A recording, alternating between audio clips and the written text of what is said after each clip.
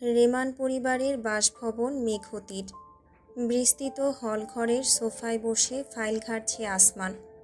একবার মাত্র চোখ বুলিয়েই একটির পর একটি ছুঁড়ে ফেলছে টি টেবিলের উপর। অপর প্রান্তে বসে কফির মগে চুমুক দিতে থাকা চারুলতা চেয়ে চেয়ে দেখছে তার কাজকর্ম। বিরক্তির আস্ফালন খচিত তার সুদর্শনা চেহারা জুড়ে। প্রায় 17টি ফাইল ঘেঁটে মাত্র 3টি নির্বাচন করল আসমান। আনমনে ঠেলে দিল চারুর উদ্দেশ্যে। কি আশ্চর্য! কতবার বলেছি যে এক্ষুনি বিয়ে করতে আমি ইচ্ছুক নই, আমার সময় প্রয়োজন ভাইয়া। নির্বিকার দৃষ্টি সিলিংয়ের উদ্দেশ্যে আপতিত করে আসমান উভয় বাহু ভাঁজ করে রাখল বুকের উপর। বিড়বিড় করল, বাবার ইচ্ছা। ভ্রুকুচকে অত্যন্ত অনীহা নিয়ে চারুলতা ফাইল 3টা তুলল। অনিচ্ছা সত্ত্বেও উল্টে পাল্টে দেখল। আসমান সব থেকে ভালো পাত্রদেরই নির্বাচন করেছে। 2 জন ব্যবসায়ী এবং একজন অক্সফোর্ড বিশ্ববিদ্যালয়ের প্রফেসর। তাদের প্রোফাইল অভিজাত এবং চারুলতার সঙ্গে মানানসই। ডেট করে দেখ কাকে ভালো লাগে। একবার দেখেই সবগুলো পুনরায় টেবিলে রেখে দিয়ে চারুলতা জানালো, কাউকেই না। ভ্রুকুচকে তাকালো আসমান। তার দৃষ্টিমাঝি নির্দ্বিধায় দৃষ্টিপাত ঘটিয়ে চারুলতা বলল, এদের কেউই তো তুই নস। শক্ত হয়ে এলো আসমানের দৃষ্টি।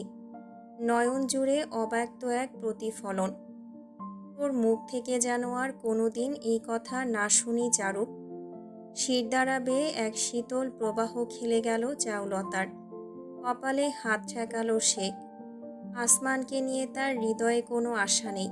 যতটুকু ছিল তার সেদিনই চাপা দিয়েছে, যেদিন অনুধাবন করেছে পুরুষটি তার বোনের স্বামী। নিজের প্রাণের চাইতেও প্রিয় বোনের জীবনে কোনো প্রকার অশান্তির সৃষ্টি করতে চায়নি সে। নিজেকে গুটিয়ে নিয়েছিল সম্পূর্ণ। কিন্তু চিত্রলেখার চলে যাওয়ার পর আসমান যখন সম্পূর্ণ একলা হয়ে পড়েছিল, নিজের আপন প্রতিশোধের লক্ষ্যে এগিয়ে যাচ্ছিল, তখন না চাইতেও দুর্বলতা জেগেছিল অন্তরে। অমানিসাকে কাছে পেতে দুর্বার হয়ে উঠেছিল হৃদয়। বেহায়া আবেদনও জানিয়েছিল সে অজান্তে। তদুপরি টলেনি হিমালয়। তোর মাঝে আমি চিত্রলেখাকে দেখি চারু, বিষয়টা আবেগীয় নয়, অত্যন্ত যন্ত্রণাদায়ক। জবাব দিয়েছিল আসমান এইটুকুই। দ্বিতীয়বার অনুভূতি নিয়ে তার মুখোমুখি হওয়ার দুঃসাহস চারুলতা করেনি। তাছাড়া তারা বর্তমানে ভাই বোন। বিলাল রেমান আসমানকে দত্তক নিয়েছেন আপন সন্তান হিসেবে। ভাই বোনের মাঝে এমন সম্পর্ক অত্যন্ত কদর্য। নিজেকে গুটিয়ে নিতে নিতে চারুলতার আসমানের প্রতি টান ফিকে হয়ে এসেছে। তাদের জীবনে রোজার আবির্ভাব ঘটার পর অনুভূতিতে আরও বিস্তর ভাটা পড়েছে। প্রথম প্রথম কষ্ট পেয়েছিল প্রচুর। অভিমান হয়েছিল আসমানের উপর। তাকে নির্বাচন না করে ভিন্ন কাউকে গ্রহণ করায়। কিন্তু যতদিন পেরিয়েছে তত বুঝতার হয়েছে আসমানের মতন পরাশক্তিকে সামলানোর ক্ষমতা তার নেই। একটি মাত্র মানুষের ছিল, চিত্রলেখা, এবং বর্তমানে হয়তো রোজা। আমি বিয়ে করব না। একটি দীর্ঘশ্বাস ফেলে অতঃপর কঠোর কণ্ঠে জানালো চারুলতা। আসমান নির্বিকারভাবে বসমান, প্রতি উত্তর করল না কোনো। অগত্যা কফি নিঃশেষ করে উঠল চারু। আমাকে যেন এই বিষয়ে জোর করা না হয়, বাবাকে বলিস। উল্টো ঘুরে চলে যেতে নিলেও থমকে পড়ল চারুলতা। হনহন করে আসমানের নিকটে এগোলো।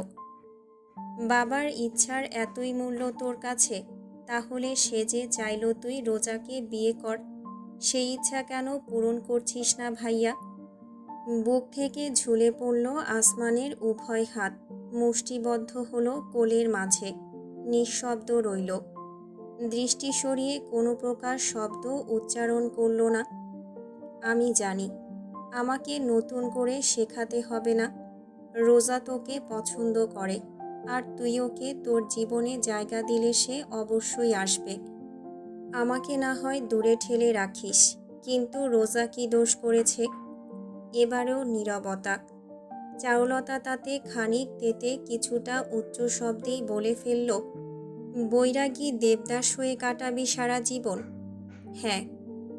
প্রশান্ত জবাবে হতচকিত হয়ে চারুর অধরে অধর চাপল।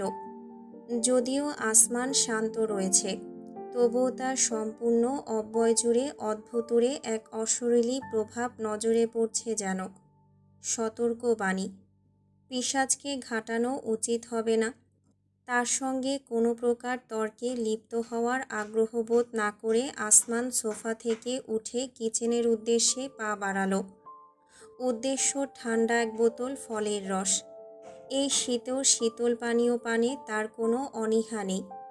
চারুলতা শুধু দূর থেকে চেয়ে দেখল তার কার্যক্রম। পরক্ষণে দৃষ্টি নামিয়ে ধপ করে বসল সোফায়, মাথায় চাপল তর্জনী। আসমান ভাই। অতর্কিত কণ্ঠটি তাকে বিহ্বল করে তুলল। ঝট করে ঘুরে তাকাতেই বিশাল প্রবেশদ্বার দিয়ে প্রবেশ করতে লক্ষ্য করা গেল নিহাতকে। ভীষণ হন্তদন্ত হয়ে আসছে, শীতের মাঝেও ঘেমে গিয়েছে, তাতে কপালে চুলের গুচ্ছ লেপ্টে রয়েছে। গ্রীবাদেশে আভার প্রতিফলন ঘটিয়ে কয়েক ফোঁটা চিকচিক করছে, কিন্তু সেই সৌন্দর্য অবলোকনের অবকাশ নেই। ভীষণ চিন্তিত সে, ভ্রুজোড়া তীব্রভাবে কুঁচকে আছে, নয়ন জুড়ে এক শীতল আতঙ্ক। কি হয়েছে? আসমানের আগে চারুলতাকে দেখতে পেল নিহাত, দ্রুত এগোলো, হাঁপাচ্ছে খানিক। রোজা কোথায় জানো? মানে, কি বলছো? আমি কিভাবে জানবো? ওর সাথে তোমার বেশি কথা হয়। হয়, কিন্তু বাসায় নেই। ভাবলাম কোথাও গিয়েছে কিনা, ফোন বন্ধ। অথচ আমাকে কল করেছিল, বাইকে থাকায় ধরতে পারিনি। পরে বাসায় গিয়ে দেখলাম তালা। নিচতলার স্টুডেন্ট জানালো এখনও ফেরেনি। কেমন অদ্ভুত লাগছে বিষয়টা। চারুলতা তড়িৎ গতিতে নিজের ফোন বের করল, বান্ধবী ফারিয়ার নাম্বার ডায়াল করল। ততক্ষণে কিচেন থেকে আসমান চলে এলো। নিহাদের সকল কথাই সে শুনেছে, কিন্তু পাল্টা প্রশ্ন করল না।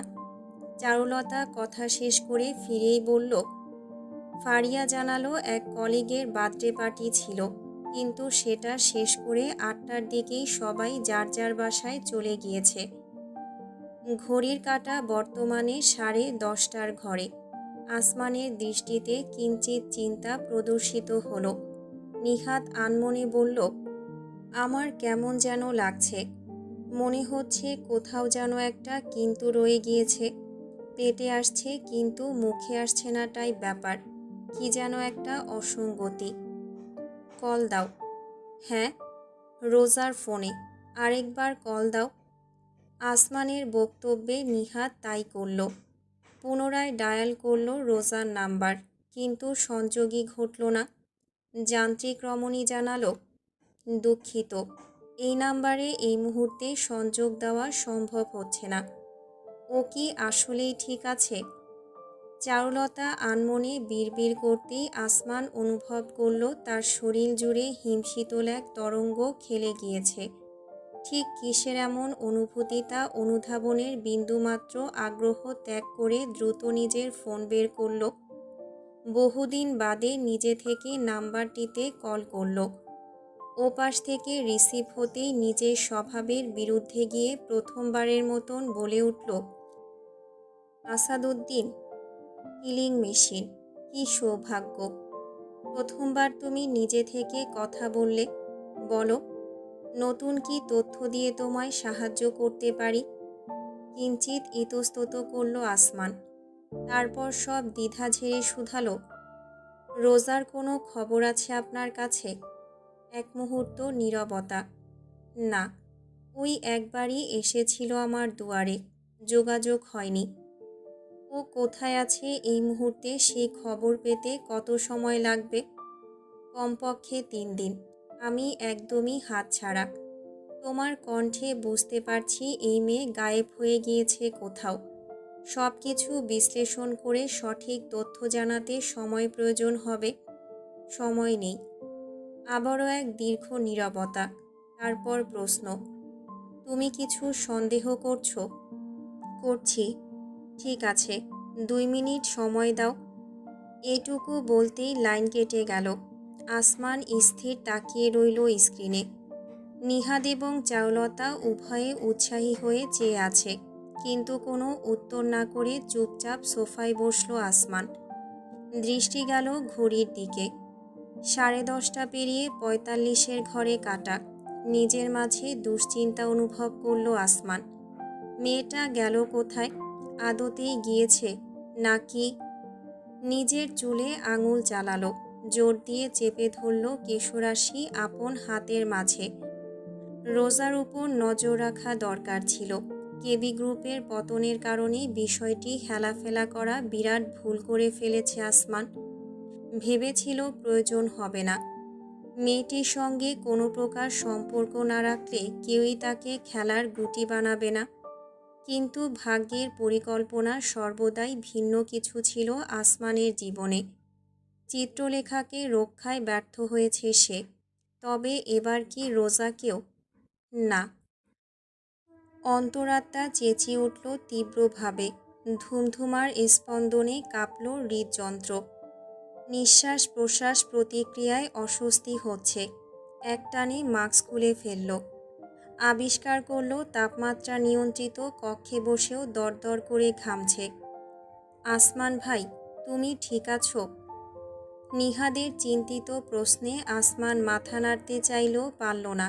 তার সমস্ত অস্তিত্ব বিদ্রোহ ঘোষণা করেছে মস্তিষ্কের বিরুদ্ধে। প্রতিবাদের জোয়ার তুলে জানাচ্ছে আসমান ভয় পেয়েছে। রোজাকে হারিয়ে ফেলার ভয়। কাপুরুষ আসমান। এবারও ব্যর্থ হলি রক্ষকের ভূমিকায়। দূরে ঠেলে দিলেই সব কিছু সমাধান হয় না, আগলে রাখতে জানতে হয় বেইমান। ঢোক গিলল আসমান। অস্বস্তি জেঁকে বসেছে তার বক্ষে। অবস্থা বেগতিক দেখে চারু ছুটল। দ্রুত 1 গ্লাস পানি আনল, কিন্তু আসমান ঠেলে সরিয়ে দিল। পান করল না। খারাপ লাগছে? ডাক্তারকে ফোন করব? তুমি আঙ্কেলকে জানাও চারুলতা। জীবনে প্রথম সঠিকভাবে নিহাদ তার সম্পূর্ণ নামটি উচ্চারণ করেছে তা খেয়াল করবার অনুভূতি অবশিষ্ট নেই চারুর মাঝে। দ্রুত বিলাল রেমানের সঙ্গে যোগাযোগ করে বিস্তারিত জানাতে থাকল সব কিছু। তিনি কোম্পানিতে রয়েছেন এই মুহূর্তে।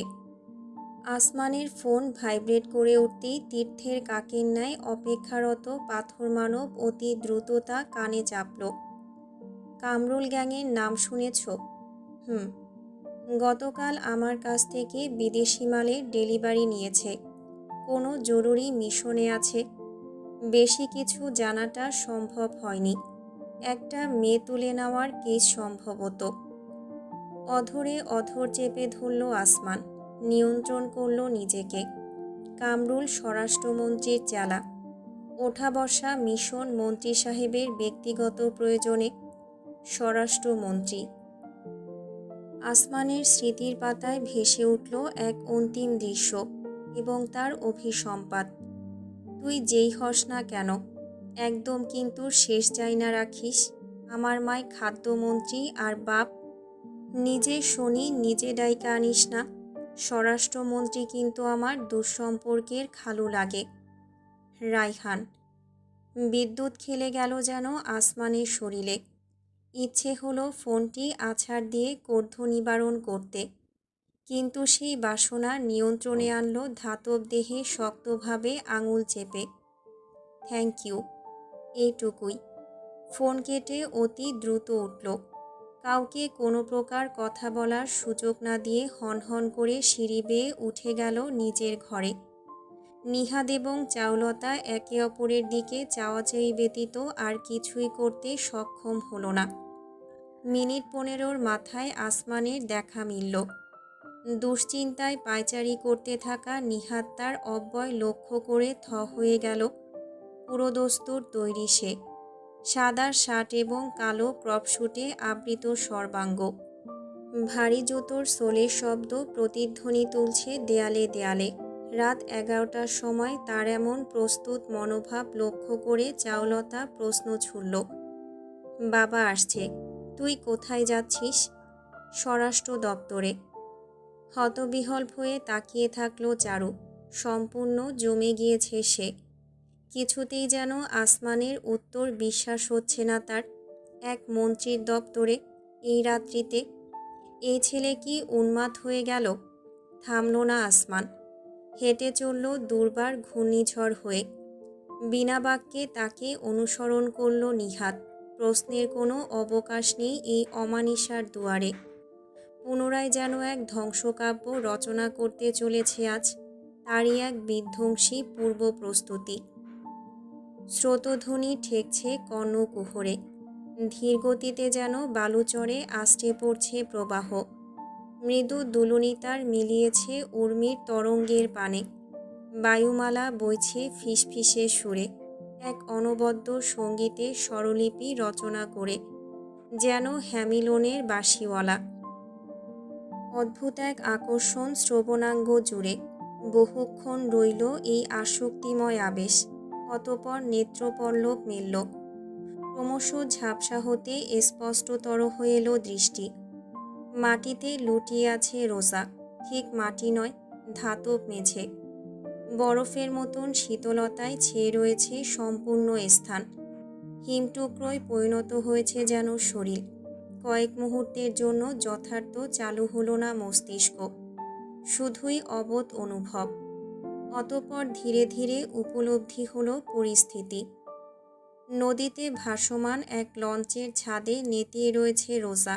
তার ঠিক সামনেই অদূরে চারিপাশে গোল হয়ে বসে আপন মনে তাস খেলে চলেছে গাট্টা গোট্টা ধরনের কিছু লোক। নিষিদ্ধ তরলের কটু গন্ধের সঙ্গে মিশ্রিত হয়েছে আশেপাশের দুর্গন্ধযুক্ত বায়ু। ঘন কালো গগনের ছায়াতল থেকে ভেসে আসছে লঞ্চের সাইরেনের আওয়াজ। বুড়িগঙ্গার ঘাট। আপন মনে ধারণা করে নিল রোজা। ওই ওই মাইয়ার হুঁশ আইছে মনে হয়। কামরুল ভাইরে খবর দে। দুইজন লোক উঠে হড়বড় করে নিচতলায় নেমে যেতেই রোজা নড়ে চড়ে কনুয়ে ভর দিয়ে উঠল। তার হ্যান্ডব্যাগটি খানিক দূরেই রয়েছে, নাগালের মাঝে। মাথায় কি চিন্তা খেলল জানে না। সেটি কাছে টেনে নিহাদের দেওয়া টিজারটি পরিধানের কামিজের আড়ালে লুকিয়ে ফেলল। প্রচণ্ড শীতে থরথর করে কাঁপছে তার সর্বাঙ্গ। নাক বেয়ে ঢুকছে হিমশীতল বায়ু। সম্পূর্ণ শ্বাসনালী কেমন অবশ হয়ে পড়েছে। রক্ত জমাট বেঁধে যেন পাথরে পরিণত হয়েছে অঙ্গ জুড়ে। কিছুক্ষণের মাঝেই ফিরে এলো কয়েকজন লোক, যাদের দলপতি বিশালদেহী এক কুস্তিগিরের মতন দেখতে পুরুষ। সম্পূর্ণ কালো পোশাকে আধারের মাঝে রীতিমতো মিশে গিয়েছে যেন। শ্যামলা বর্ণের চেহারায় ঝুলছে এক কুটিল প্রভাব। অধরের কোণে জ্বলজ্বল করছে ফুঁকতে থাকা সিগারেট। রোজার সম্পূর্ণ শরীর জুড়ে দৃষ্টি বুলিয়ে এনে তির্যক হাসল। সিগারেট ঠোঁটে ধরেই বিড়বিড় করল, ও পুতুল তাহলে নাচার জন্য তৈরি তো? আপনারা কারা? আমাকে কেন তুলে এনেছেন? কি চাই আমার কাছে? জিভ দিয়ে শুষ্ক ঠোঁট ভিজিয়ে কামরুল নামক দলপতি ধীরগতিতে এগোলো রোজার উদ্দেশ্যে, যেন শিকারী এগোচ্ছে শিকারকে লক্ষ্য করে। অভিব্যক্তিতে লোভনীয় অনুভব। হাতের ভরে পিছিয়ে যেতে থাকলো রোজা অজান্তেই। একটা সময় ধাক্কা খেল শীতল ধাতুর চিমনিতে। পেছানোর জায়গা অবশিষ্ট নেই। কামরুল তার সন্নিকটে এসে থামল। হাঁটু মুড়ে বসে মুখ থেকে সিগারেট সরিয়ে ধোঁয়া ছাড়ল, ইচ্ছাকৃতভাবেই, যেন তার রোজাকে অস্বস্তি দেয়। খুক খুক করে কেশে উঠল রোজা। চোখ খিচে মুখ নামিয়ে নিল, কিন্তু পারল না। ধারালো নখরযুক্ত আঙুল তার চিবুকে ঠেকল। এতটা জোরের সঙ্গে যে কোমল ত্বকে তা আঁচড়ের দাগ ফেলল। জ্বলুনিতে ভ্রু কুঁচকে রোজা তাকালো কামরুলের দিকে। চাইতো তোমার স্বামীকে পাখি, কিন্তু তুমিও মন্দ না, ভালোই টসটসে। স্বামীকে সবটাই ঢাইলা দিস, নাকি পবিত্রতা কিছু বাকি আছে?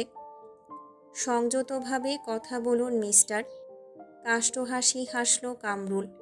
রোজার মুখের কাছে ঝুঁকে এলো, এই বুঝি ছুঁয়ে দেবে, কিন্তু দিল না। বরং তার গালে আঙুল বুলিয়ে যেতে যেতে বলল, সংযত, তাওই কামরুল। শোনো পাখি, তুমি মনে হয় বুঝতে পারতাছো না কি পরিস্থিতিতে আছো তুমি। তোমার কোনো ডিমান্ড করার অধিকার নাই, বুঝলা? তুমি আমাদের ডিমান্ড ফুলফিল করবা, তাইলেই মুক্তি পাবা। রোজার সামনে 2 পায়ে বসল কামরুল। তারপর সিগারেট দূরে ছুঁড়ে অন্তিম ধোঁয়া পরিত্যাগ করে 2 হাতের আঙুলগুলো একত্রিত করে মটকালো কিছুক্ষণ। আড়মোড়া ভাঙার অঙ্গভঙ্গি করে ডাক ছুড়ল, ওই মনা, যন্ত্রপাতি নিয়ায় দেখি। একজন লোক হাজির হলো সহসাই। সাঁড়াশির মতন দেখতে একটা সিলভার ধাতুতে তৈরি যন্ত্র তুলে কয়েকবার চাপ দিয়ে দেখালো কামরুল। বুঝলা পাখি, এইটাই কিন্তু অনেক ব্যথা।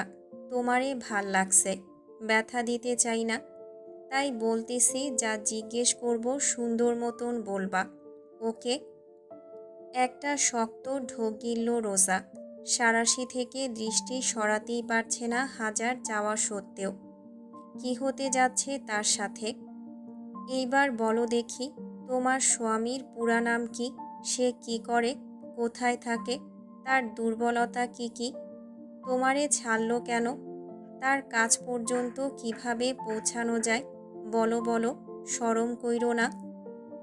আসমানের সম্পর্কে জানতে চায়, আবার এটাও জানে বর্তমানে তাদের মাঝে কোনো বন্ধন নেই। ব্যাপারটা কি হলো? এরা কি ভাবছে? আসমান আদতে নীলাদ্রি রেমান নীল, বিলাল রেমানের ছেলে, তাকে ডিভোর্স দিয়ে দিয়েছে, এমন কিছু? রেমান গ্রুপের ব্যবসায়িক প্রতিদ্বন্দ্বী কি এরা? উত্তর যাই হোক, এরা আসমানের শত্রু এইটুকু নিশ্চিত। তাই এদের কাছে প্রিয়তমর কোনো প্রকার তথ্য প্রদানের অর্থই হয় না। দাঁতে দাঁত চেপে রোজা জবাব দিল, আপনি কি বলছেন আমি বুঝতে পারছি না। আমার কোনো স্বামী নেই, আমি অবিবাহিতা। হাসল কামরুল নিদারুণ শব্দ তুলে। আশেপাশে ঘিরে দাঁড়ানো লোকগুলোকে উদ্দেশ্য করে বলল, মারে মা, পাখি দেখি আবার নাটকও জানে। আমি নাটক করছি না, আপনারা ভুল মানুষকে পাকড়াও করেছেন। ও মা, এত বড় ভুল কিভাবে করলো কামরুলের লোক? চিন্তার বিষয় তো। নাটকীয় ভঙ্গিতে বলতে বলতে রোজার বাম হাত মুঠোয় নিয়ে তর্জনী আঙুলে সাঁড়াশি চাপল কামরুল। তার কালচে শুষ্ক ঠোঁটে যথারীতি হাসির রেখা। খুব মজা, তাই না পাখি? রোজার সমস্ত শরীরে যন্ত্রণা তরঙ্গ ছড়িয়ে আঙুল সাঁড়াশিতে অতি জোরে চাপল কামরুল। তাতে চামড়া ছিঁড়ে রক্তপাত ঘটল। হাড়ে পড়ল প্রচণ্ড চাপ। না চাইতেও বেদনায় কুঁকড়ে গেল রোজা। যন্ত্রণাবোধক ধ্বনি নির্গত হলো কণ্ঠ থেকে। ঠিকরে এলো অশ্রু। তবুও দাঁতে ঠোঁট কামড়ে সহ্য করে গেল সে। কামরুল ছাড়ল তার আঙুল। পাক্কা 1 মিনিট পর। ততক্ষণে যা হওয়ার হয়ে গিয়েছে। আঙুল না বাঁকায় রোজা ধারণা করল হাড় ভাঙেনি, যদিও বাহ্যিক অবস্থা মর্মান্তিক। এইবার বলো, তোমার স্বামী, উপস, এক্স স্বামীরে কীভাবে বাগে আনা যায়? শুনছি আড়ালে আড়ালেই থাকে। তাইলে আমাদের রায়হান ভাইয়ের সাথে শত্রুতামি ছিল কিসের? হাসল রোজা। এই অবস্থায়ও তার অধরে হাসির উৎপত্তি লক্ষ্য করে কামরুলের ভ্রু কুঁচকে এলো। বাগে আনবেন, তাও অমানিসাকে? ওই দানব এক ঘূর্ণিঝড়, যাকে আবদ্ধ করার চেষ্টা করলেই ধ্বংস অবধারিত। বায়ুঝড়কে কি আর আবদ্ধ করা যায়? রোজার দৃষ্টির উদগীরণ সহ্য হলো না। এক ঝটকায় তার ঘাড় চেপে ধরে পিছনের চিমনির সঙ্গে সজোরে ঠুকল কামরুল। 1 বার 2 বার 3 বার। রোজার মাথা ফেটে রক্ত বেয়ে ভিজিয়ে ফেলল কাপড়। অতিরিক্ত তেজ শরীরে পাখি, দেখি এই তেজের মতন রক্ত আছে কতটুকু। রোজার সম্পূর্ণ পৃথিবী যেন তার সম্মুখে ভন ভন করে ঘুরতে আরম্ভ করল। স্বরাষ্ট্রমন্ত্রী ইকবাল হাসান আজ কিছুটা উৎফুল্ল রয়েছেন। বিরাট এক ব্যবসায়ীর কাস্টমসের মালামালের নিরাপত্তার অজুহাত ব্যবহার করে বেশ বড় রকমের একটা অঙ্কের ডিল সম্পাদন করেছে তার সেক্রেটারি। ডিল, হুম, খাঁটি ভাষায় বলা যায় ঘুষ। ব্যবসায়ী বর্তমানে তার অফিসের ঠিক বিপরীত প্রান্তের চেয়ারটিতে বসে আছে। আগামীকালই বিদেশে যাবে, খুব দামি তার সময়, তাই এমন রাতেই এই মিটিংটা রাখা হয়েছে দপ্তরে। তাছাড়া কর্মচারীদের দেখানো দরকার মন্ত্রীমশাই কতটা কর্মচঞ্চল। চিন্তা করবেন না, সরকারি বাহিনীর ব্যাপারটা আমি মাথায় রাখব, আপনার মাল আটকাবে না। ধন্যবাদ, আসলেই বড় বিপদে পড়ে গিয়েছিলাম এই মালামাল নিয়ে। এক ঝলক হাসি উপহার দিয়ে ইকবাল সাহেব নিজের চেয়ারে হেলান দিলেন। কণ্ঠ পরিষ্কার করে প্রস্তুতি নিলেন এক মহান ভাষণ প্রদানের, যা রাজনৈতিক বিভিন্ন জনসভায় প্রায়শই দিতে হয় তাকে। মিথ্যার জালে নিপুণভাবে বোনা এক একটা ভাষণ শুনলে হয়তো ইবলিশও লজ্জাবোধ করবে। তবে আজ আর ভাষণ প্রদানের সুযোগ হলো না। মধ্যবয়স্ক সেক্রেটারি এক প্রকার হড়বড় করেই বিনা অনুমতিতে ঢুকে পড়ল অফিসে।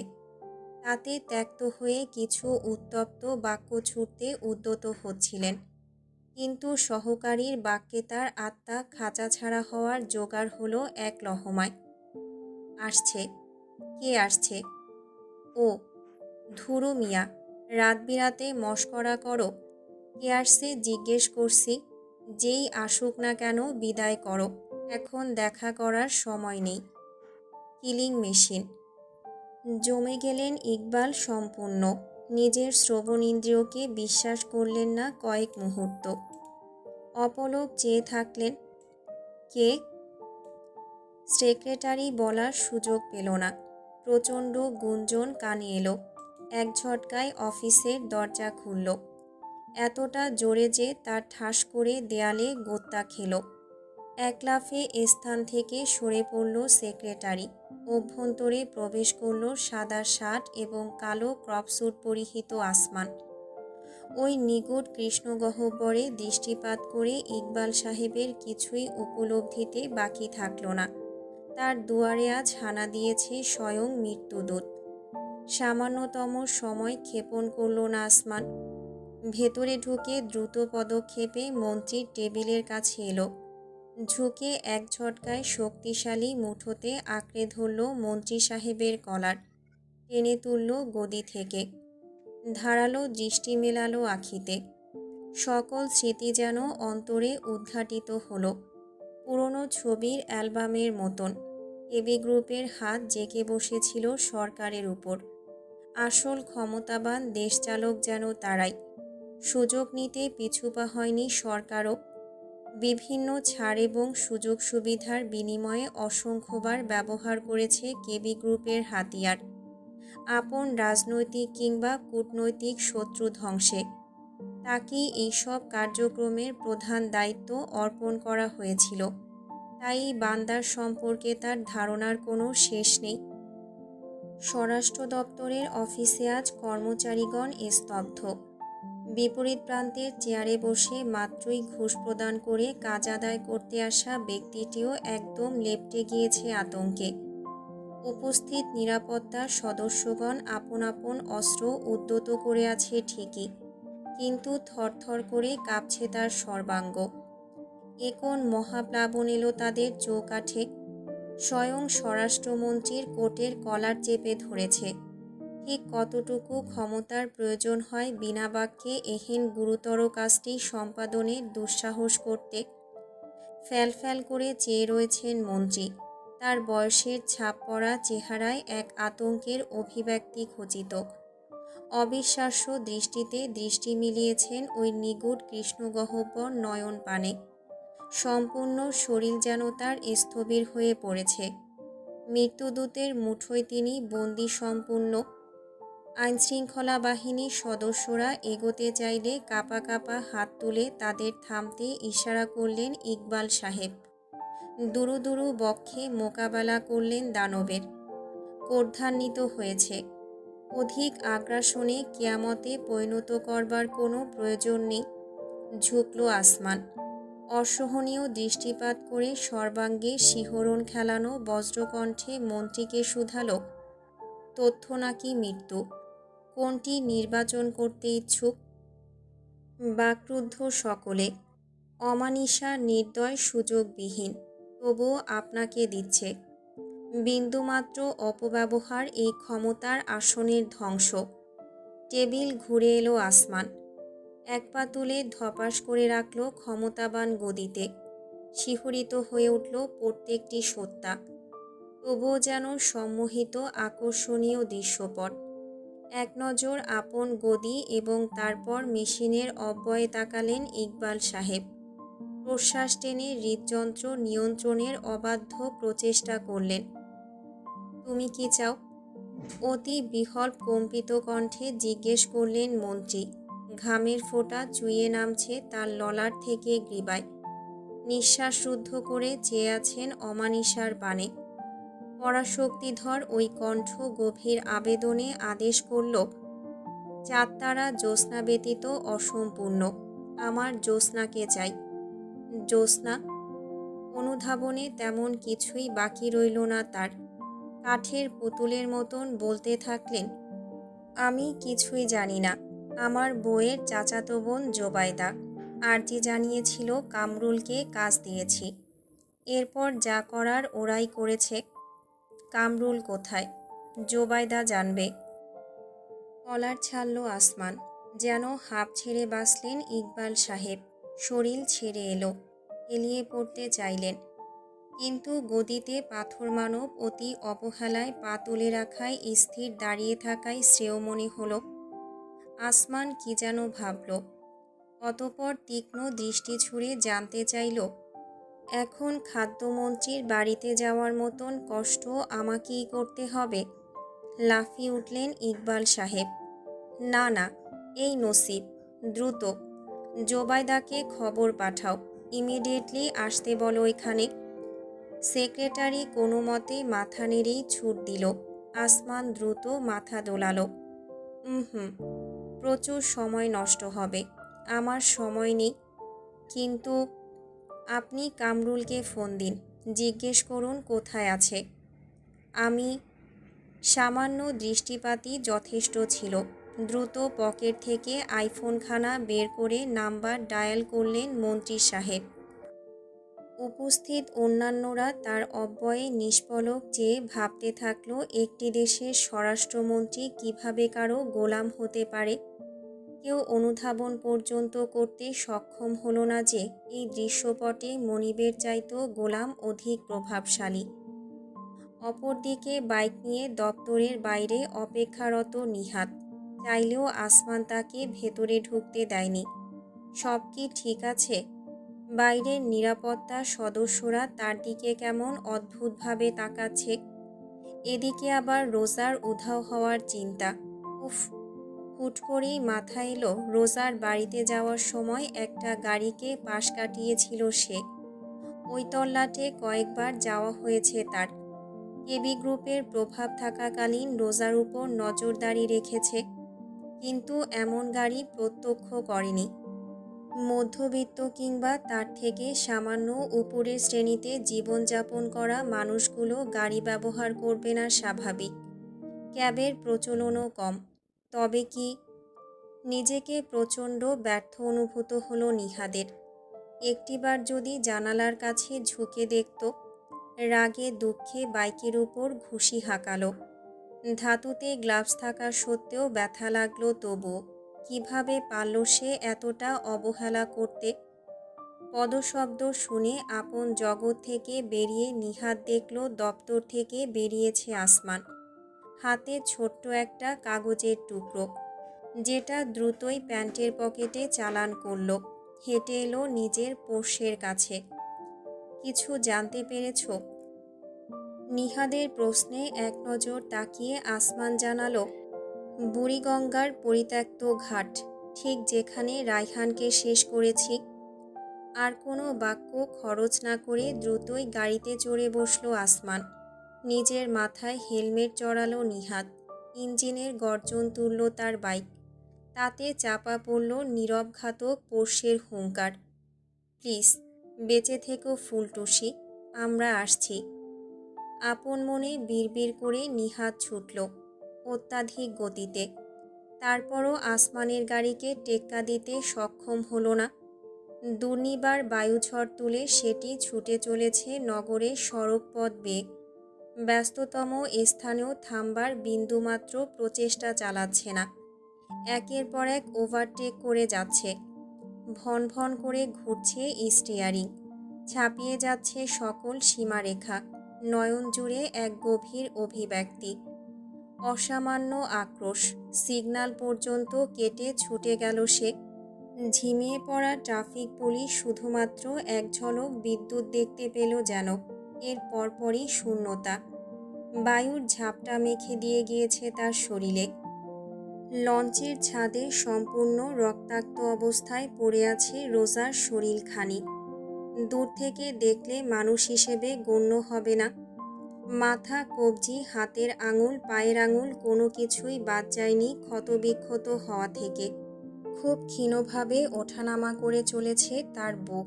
এখনও প্রাণ রয়েছে বক্ষপিঞ্জরে বন্দী হয়ে।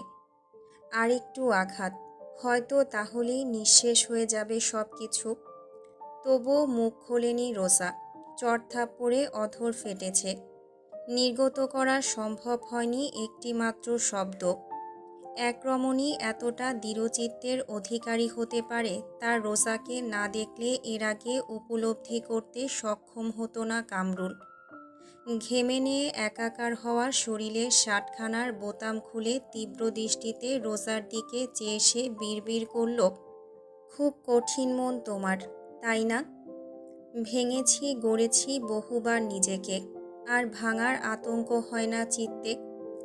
অত্যন্ত ক্ষীণ শোনালো কণ্ঠস্বরটি।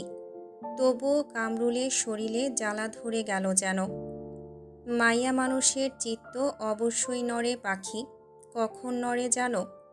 বাঁকা হেসে নিজের লোকেদের ইশারা করল কামরুল। ক্ষুধার্ত জন্তুদের মতন তারা ঘিরে ফেলল রোজাকে। আধো জাগরণেও বুঝতে সময় লাগলো না কি হতে যাচ্ছে। একটানে তার কামিজের অংশ ছিঁড়ে ফেলা হলো। উন্মুক্ত হয়ে পড়ল উদর। নিঃশ্বাস অবরুদ্ধ করে ফেলল রোজা। না, কিছুতেই না। ইতিহাসের পুনরাবৃত্তি সে প্রাণ থাকতে হতে দেবে না। হয়তো আসমান তার পরোয়া করে না, কিন্তু এই ঘটনার পর সে যেভাবে ভাঙবে সেই ভাঙন সৃষ্টির অন্তিম দিন পর্যন্ত পূরণ হবে না। প্রথমজন ঝুঁকে আসতেই খোদার নাম নিয়ে কোমরে গুজে নেওয়া টিজারটি তুলল রোজা। ক্ষতবিক্ষত আঙুলে তা হলো প্রচণ্ড কষ্টসাধ্য। তবুও একবার কালেমা পড়ে নিল নিজের অজান্তে। অতপর অতর্কিতে সেটা চেপে ধরল একজনের ঘাড়ে। বিদ্যুতের ঝটকায় এক মুহূর্তে কেঁপে কেঁপে মেঝেতে লুটিয়ে গেল সে। বাকিরা অবাক হয়ে গেল। সুযোগটি নিল রোজা। সকল বেদনা উপেক্ষা করে উঠল। চড়াও হলো দ্বিতীয় জনের উপর। দুই আঙ্গুল একত্রিত করে ঠুসল চোখের ভিতর। গগনবিদারী আর্তনাদ। লুণ্ঠিত হলো অপরজন মেঝেতে। ছুটতে গিয়েও পায়ের পাতার আঘাতে হোঁচট খেল রোজা বারংবার। তবুও ভ্রুক্ষেপ নেই। তার উদ্দেশ্য লঞ্চের রেলিং। জানে চাইলেও এই অবস্থায় পলায়ন করতে পারবে না। একটিমাত্র উপায়, আত্মহুতি। পৌঁছেও গেল, কিন্তু সম্ভব হলো না বিসর্জন। দুইজনের বলিষ্ঠ হাত তাকে টেনে হিঁচড়ে আনল, চেপে ধরল মেঝেতে। এগিয়ে এলো কামরুল। জোর ঝটকায় লাথি হাঁকালো উদরে। পাখি সোনা বইলাও লাভ নাই, একটা বেশ্যা। টিজারটি সহসাই তার মুখ বরাবর ছুড়ল রোজা। হতচকিত হয়ে গেল সকলে। সুযোগ বুঝে হামাগুড়ি দিয়ে এগোলো, কিন্তু যাত্রা থামল চিমনিতেই। তার মাথা চেপে পুনরায় বার কয়েক ঠোকা হলো। সমস্ত শক্তি যেন বেরিয়ে গেল শরীর থেকে। আর সম্ভব নয়। তবুও মানতে নারাজ অন্তর। দুর্বল হাতেই ঠেলতে থাকলো কামরুলকে। দুইজন এগিয়ে এলো, চেপে ধরল রোজার উভয় বাহু। একজন ঘাড়ে, অপরজন পিঠে মুখ বসাতে গেল। ঠিক তখনই থপ থপ মৃদু ধ্বনিও রাত্রির আবহে শোনালো প্রকম্পনের ন্যায়। রোজার উভয় পাশ থেকে লোকগুলো এগিয়ে গেল ধাতব মেঝেতে। উষ্ণ রক্তে পরিপূর্ণ হলো অঙ্গন। ঝাপসা দৃষ্টিতে তাকালো রোজা। সে তখনও আবদ্ধ কামরুলের হাতে। নিহাত। হাতের রিভলভার থেকে তার ধোঁয়া নির্গত হচ্ছে তখনও। টকটকে দৃষ্টিতে চেয়ে আছে, যেন তাণ্ডব লীলা আরম্ভ করবে এক্ষুনি। চেয়ে থাকলো রোজা এক দৃষ্টে। ভারী পদক্ষেপের শব্দ শোনা গেল। ধাতব সিঁড়ি বেয়ে লঞ্চের ছাদে উঠে আসছে কেউ। রোজা নিহাদের উপর থেকে দৃষ্টি হটিয়ে তাকালো। প্রথমে কিছুই টের পেল না। অতঃপর আধারের চাদর সরিয়ে সম্মুখে এলো অমানিসা। উভয়ের দৃষ্টি মিলিত হলো। থমকে পড়ল পাথর মানব নিজের জায়গায়। রোজার ভগ্নপ্রায় অব্যয়ে নিগুড় দৃষ্টি বোলালো। ওই দৃষ্টির মাঝে এক ঘূর্ণিপাকের উদ্ভব ঘটল, যে ঘূর্ণির প্রলয়ে অবনমিত হবে ধরিত্রীও। কিন্তু ঘূর্ণিপাক একলা নয়, তার সঙ্গে রয়েছে অনুভূতির জোয়ার। টলটলে সমুদ্রের অশ্রু যেন একটিমাত্র ফোঁটা ডান নয়ন বেয়ে নেমে গেল কপোল থেকে মাগসে। দাঁড়িয়ে থাকতে পারল না রোজা। শূন্য অনুভূত হচ্ছে তার। হাঁটু ভেঙে মেঝেতেই বসে পড়ল। বিলীন হলো ওই দৃষ্টির মাঝে। কি আছে ওই দৃষ্টি জুড়ে? আফসোস এবং অপরাধবোধ। তাদের সঙ্গী অশরীরী অধিপতি নরকরাজ। মুষ্টিবদ্ধ হলো চাঁদের হাত, এতটা জোরের সহিত যে তার আঙুলের ফাঁক গলে টপ টপ ধারায় হতে থাকলো রক্তিম প্রবাহ বিসর্জন।